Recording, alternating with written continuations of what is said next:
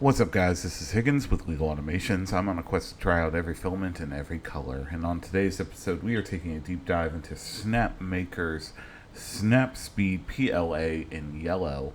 I got this one as part of the when I bought the Snapmaker U1, so this is one of those half-kilogram spools that came with it. But overall, it's a nice yellow color. It's PLA. Works pretty good, so... Anyway, going to go ahead and put this in the filament dryer and start working with the benchy. So if you're new here, we always start out by printing a benchy in generic filament settings in the slicer. This one's a little bit different because I'm using Snapmaker's Orca fork, the Snapmaker Orca. This one should take just shy of 30 minutes under printing on the U1. So we're going to go ahead and send that over there to that printer.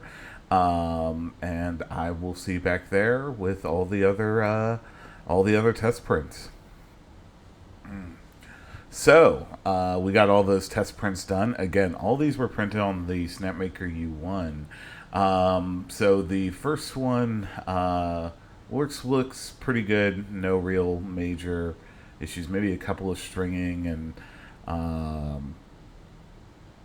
small details that we can try and rectify as we move forward. Next up was the dimensional cube. This is printed 40 by 40 by 40 millimeters, cubed in spiral vase mode. Was some issues with as you got a little bit taller, and with this particular one, seeing if we can rectify that. Next up, we had the temperature tower. So the temp tower for this one, best one worked to be 200 degrees. Very little spiking, or very little globbing or stringing on the spike there. Next up, we had the retraction test.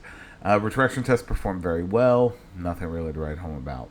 The max volumetric speed test, this performed very well at 20 millimeters per second cubed. Nothing really to write home about with that. The overhang test failed, which was very interesting.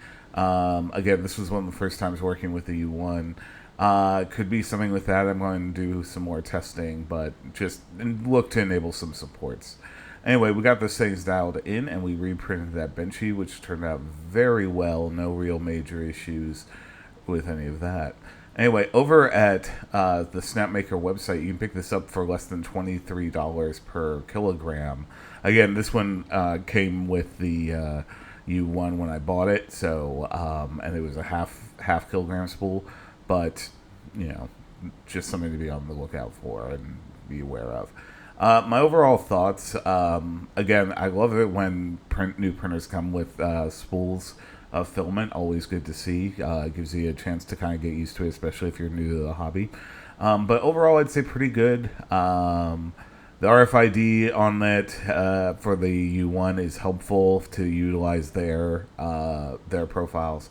But anyway, that's been Snapmaker SnapSpeed PLA in yellow. If you like this type of content, be sure to like, comment, subscribe, do all the nice YouTube things.